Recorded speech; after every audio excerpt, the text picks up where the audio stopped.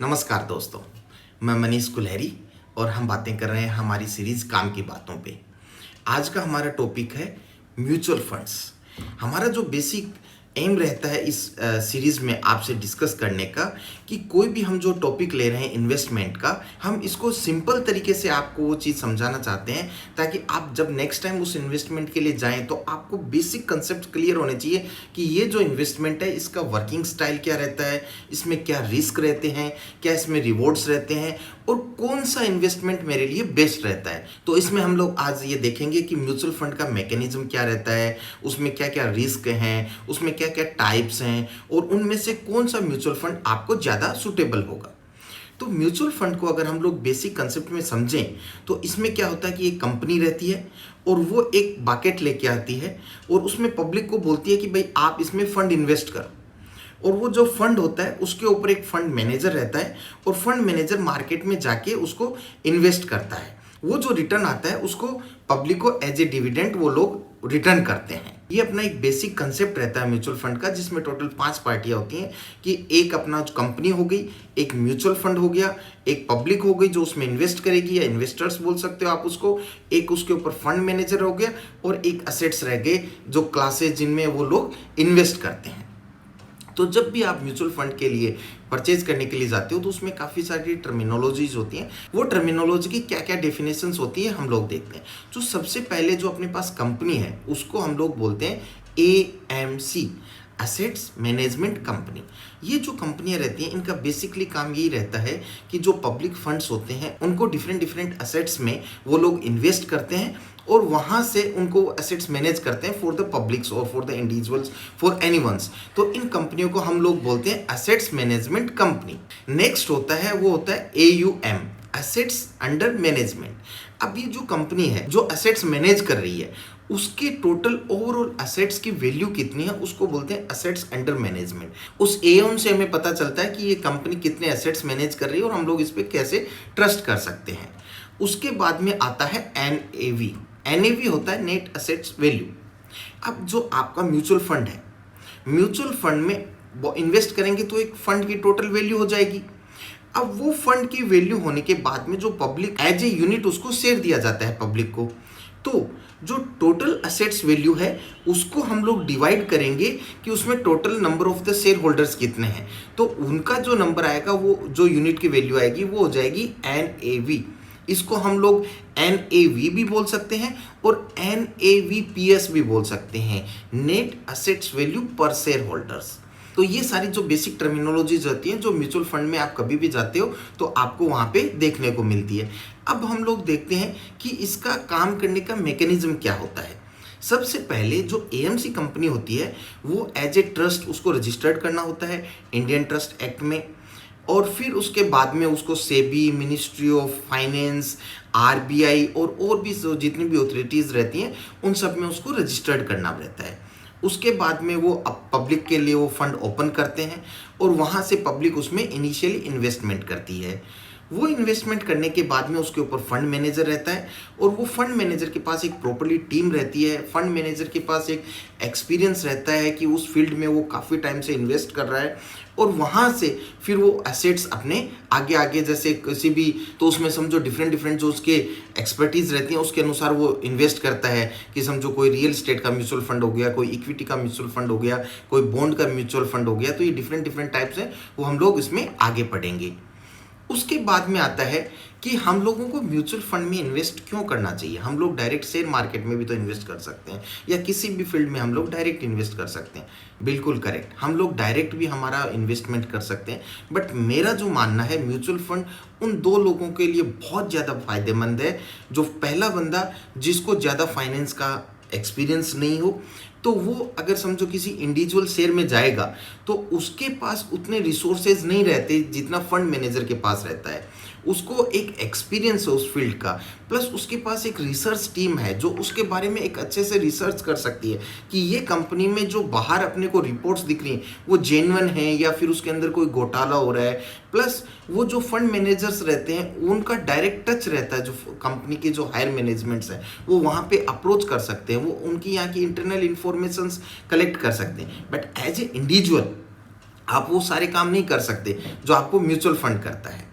दूसरा, आप समझ लो एक हैबिट बनाना चाहते हैं कि मंथली मेरे को एक पर्टिकुलर इतना अमाउंट तो सेव करना ही करना है। म्यूचुअल फंड आपको एक ऑप्शन देता है मंथली इन्वेस्टमेंट का। तो ऐसे लोग जो बिगनर हों प्लस उनका एक हैबिट वो अपनी बनाना चाहते हैं कि हमको मंथली इन्वेस्टमेंट करना है, ऐसे लोगों को म्यूचुअल फंड बेस्ट ऑप्शन होता है इन्वेस्टमेंट का। अब हम इसमें देखते हैं कि इसके क्या क्या एडवांटेज रहते हैं और क्या क्या ड्रॉबैक्स रहते हैं।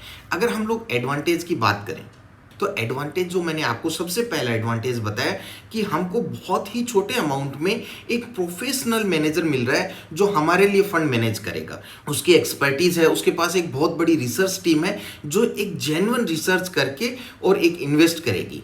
ये अपना सबसे पहला फायदा हो गया। दूसरा इसका बेनिफिट ये है कि आप समझो कि इंडिविजुअली किसी कंपनियों के शेयर परचेज करने के चाहते हैं और आप 20 कंपनियों का एक बकेट हम लोग परचेज करना चाहते हैं, तो उनके जो इंडिविजुअल शेयर्स की कीमत रहती है, अब 20 कंपनियों के अगर आप ओवरऑल कोई बड़ी कंपनी कोई छोटी कंपनी एवरेज भी पकड़ोगे तो आपको 25 से 40 हज़ार रुपये के बीच में आपको इंडिविजुअली उन सब शेयर की कॉस्ट रहेगी।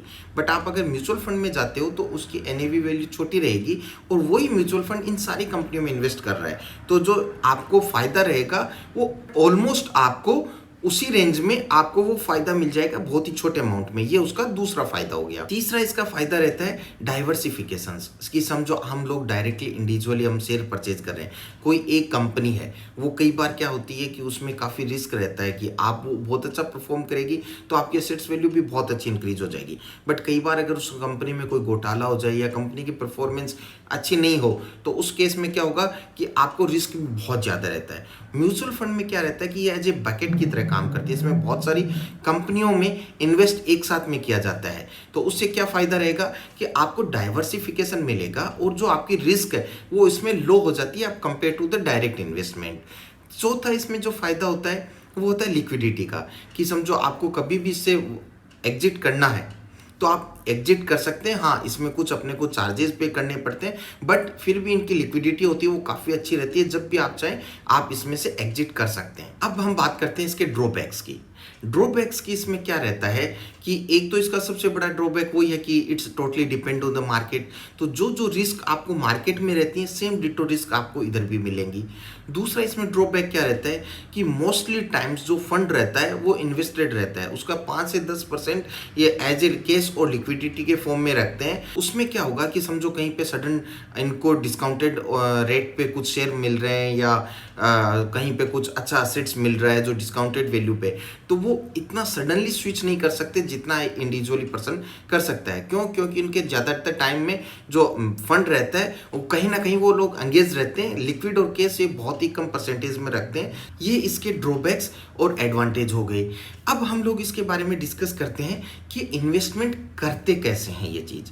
तो इन्वेस्टमेंट करने का 2 तरीका होता है, एक होता है रेगुलर तरीका और जिसको हम लोग बोल सकते हैं थ्रू एजेंट और या थ्रू डिस्ट्रीब्यूटर, और एक दूसरा होता है डायरेक्ट तरीका। डायरेक्ट तरीका आजकल जो ऑनलाइन वेबसाइट्स होती हैं उन पे हम लोग डायरेक्ट जो म्यूचुअल फंड है उसमें किसी ऐप के थ्रू या फिर जो म्यूचुअल फंड की वेबसाइट है उस पर हम लोग डायरेक्ट इन्वेस्ट कर सकते हैं।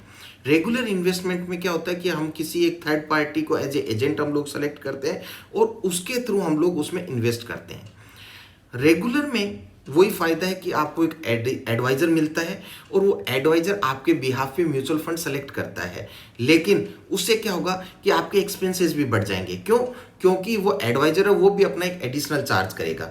अगर आप इसके बजाय अगर डायरेक्ट लेते हैं तो सेम म्यूचुअल फंड के जो एक्सपेंसेस रहते हैं वो आपको ऑलमोस्ट 0.5% के आसपास कम रेट में मिलेंगे। तो आपको मोस्टली यही चूज करना चाहिए, क्योंकि पहले क्या होता था कि इतने सारे ऑप्शंस अपने पास अवेलेबल नहीं थे, प्लस अपने को ज़्यादा एक्सपर्टीज़ भी नहीं थी कि हमको कौन सा म्यूचुअल फंड में जाना चाहिए, कंपैरिजन हम लोग नहीं कर सकते थे। तो मोस्टली हम लोग रेगुलर सेलेक्ट करते थे ताकि हमको एक एडवाइस मिले।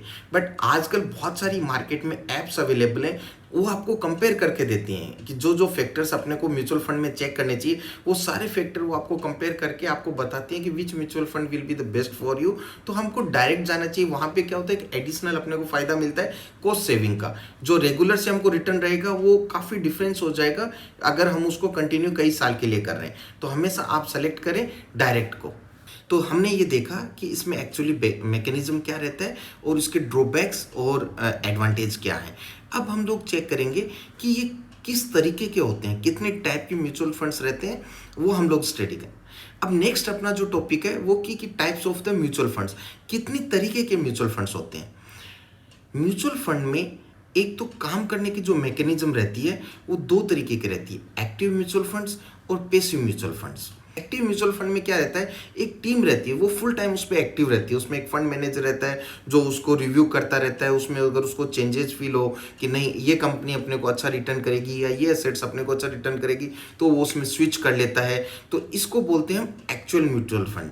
सेकंड होता है passive mutual fund. Passive mutual fund में क्या होता है कि उसके में भी एक फंड मैनेजर रहता है, बट फंड मैनेजर का रोल इतना ज़्यादा एक्टिव नहीं रहता, वो एक पर्टिकुलर किसी इंडेक्स को फॉलो करते हैं। कि समझो सेंसेक्स म्यूचुअल फंड हो गया, तो वो सेंसेक्स की जो टॉप 20 कंपनीज हैं या 30 कंपनीज हैं, उन 30 कंपनीज को वो फॉलो करेगा, उनके किस रेशियो में उनके वेटेज है सेम रेशियो में ऑटोमेटिकली चेंज होता है। तो पैसिव जो म्यूचुअल फंड्स होते हैं उनके जो एक्सपेंसेस होते हैं वो भी कम रहते हैं, प्लस इनपे जो रोल्स होता है मैनेजर का वो भी कम रहता है, क्योंकि वो डायरेक्टली एक इंडेक्स को फॉलो करते हैं। तो ये इनका दोनों काम करने का तरीका होता है, वो हम लोग आगे देखेंगे कि आपको कौन सा ज़्यादा सूटेबल रहता है। ओके, नेक्स्ट अगर हम लोग इनको डिवाइड करेंगे तो हम लोग इनको डिवाइड कर सकते हैं असेट्स क्लास में भी, कि कौन से असेट्स में ये इन्वेस्ट कर रहा है, कि ये इक्विटी में इन्वेस्ट कर रहा है या फिर ये बॉन्ड्स में इन्वेस्ट कर रहे हैं या फिर ये मनी मार्केट में इन्वेस्ट कर रहे हैं, गोल्ड में इन्वेस्ट कर रहे हैं, रियल एस्टेट में इन्वेस्ट कर रहे हैं। तो उनकी कौन सी एसेट्स की क्लास है उसके बेस पे भी हम लोग म्यूचुअल फंड को डिवाइड करते हैं कि कौन सी टाइप का म्यूचुअल फंड रहता है। तीसरा इनका डिवाइड करने का तरीका होता है कि इनका स्ट्रक्चर क्या है। स्ट्रक्चर में क्या होता है, तीन तरीके के इनमें रहते हैं। एक तो होता है ओपन एंडेड, एक होता है क्लोज एंडेड और तीसरा होता है एक लिमिटेड टाइम फ्रेम के लिए। ओपन एंडेड में क्या होता है कि ये आप कभी भी इनमें इन्वेस्ट कर सकते हैं, कभी भी आप इनसे एग्जिट कर सकते हैं और ये थ्रू आउट टाइम फ्रेम के लिए ओपन रहते हैं, इन पे कोई भी लिमिटेशंस नहीं रहती। लेकिन जो क्लोज एंड जो म्यूचुअल फंड्स होते हैं उनमें क्या रहता है, एक टाइम फ्रेम्स रहता है, एक number of the units particularly fix रहते हैं कि आप इसी टाइम फ्रेम में उनमें इन्वेस्ट कर सकते हैं और इसी टाइम फ्रेम में आप एग्जिट कर सकते हैं, उसके बीच में आप उसको स्विच नहीं कर सकते। तो वो हो गया क्लोज एंडेड। तीसरा होता है इंटरवेंट फंड, ये होता है मिक्स होता है आपका ओपन एंडेड और क्लोज एंडेड का। तो मोस्टली जैसे कि आपका open ended full time frame के लिए रहता है, तो ये जो इंटरवल्स होते हैं ये वैसे तो फुल टाइम फ्रेम में एक्टिव रहते हैं, बट इनमें बीच बीच में इंटरवल्स आते हैं कि ये इंटरवल में आप परचेज और सेल कर सकते हो, फिर थोड़े टाइम फ्रेम के बाद में फिर आपको एक टाइम फ्रेम देंगे जिसमें आप परचेज और सेल कर सकते हो। तो ऐसे फंड को हम लोग इंटरवल फंड्स बोलते हैं। फिर इनका एक डिवाइड करने का तरीका रहता है इन्वेस्टमेंट गोल्स। इन्वेस्टमेंट गोल्स में क्या रहता है कि समझो आपको एक म्यूचुअल फंड में इन्वेस्ट करना है जिसका मेन टारगेट रहेगा कि वो ग्रोथ को फोकस कर रहा है, वो ऐसी कंपनियों में इन्वेस्ट करेगा जहां पे आपको ज़्यादातर कंटिन्यूसली उसके शेयर मार्केट्स की वैल्यू बढ़ रही है और वो ग्रोथ कर रहा है, तो उसको हो गया ग्रोथ म्यूचुअल फंड। दूसरा आपका हो गया इनकम फंड।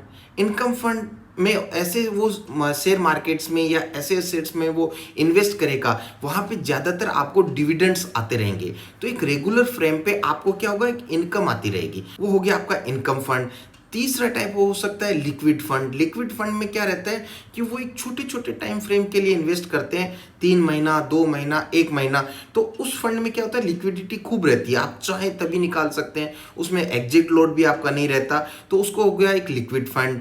फिर एक टाइप हो गया आपका टैक्स सेविंग फंड्स, तो वो ऐसी जगह में इन्वेस्ट करते हैं जहाँ पे आपको क्या होता है कि ज़्यादा टैक्स सेविंग्स मिलती हैं, तो उनका जो मेन मकसद रहता है, उनका गोल रहता है, गोल के बेस पे भी हम लोग डिफाइन कर सकते हैं कि किस तरीके का ये म्यूचुअल फंड है। फिर आपका एक म्यूचुअल फंड को डिवाइड करने का तरीका रह गया रिस्क बेसिस, कि ये लो रिस्क म्यूचुअल फंड है, ये मॉडरेट रिस्क म्यूचुअल फंड है, ये हाई रिस्क म्यूचुअल फंड है।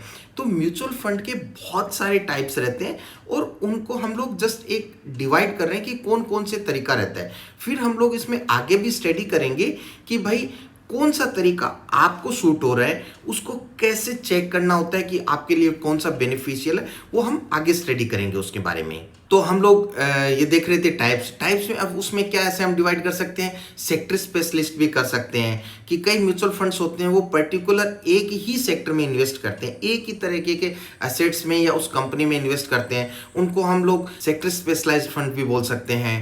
फिर इंडेक्स फंड हो गया, जो एक पर्टिकुलर इंडेक्स को फॉलो करते हैं, तो वो इंडेक्स फंड्स हो गया। एक फंड्स ऑफ फंड्स भी होते हैं। फंड्स ऑफ फंड्स में क्या होता है कि वो जो म्यूचुअल फंड होता है वो डायरेक्ट किसी एसेट्स में इन्वेस्ट नहीं करता।